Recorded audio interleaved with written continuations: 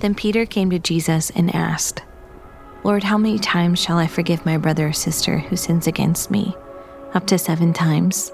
So why do you think he's even just mentioning 7? Like, what's going on from his perspective to ask it in that way? I am not surprised he reached for a number. So that's probably the biggest piece. Why do you say that? Because for him, it has to be a number. There has to be a cap. Forgiveness can't be infinite.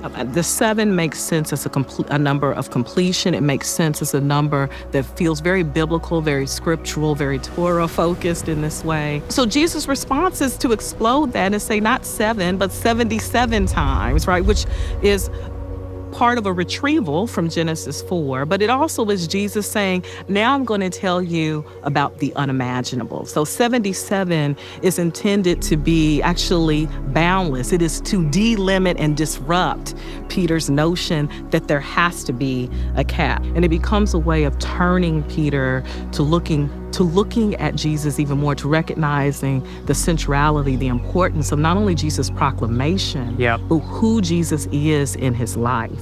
Forgiveness is something that is an ongoing practice. It's an ongoing way of being. We are not to stop the work of forgiving, right? You cannot put a cap on the work of forgiving. I mean, I think about how surprising that is. Who is prepared in this world to, you never stop the work of forgiving? And Peter certainly wasn't. And I think that's really an important point.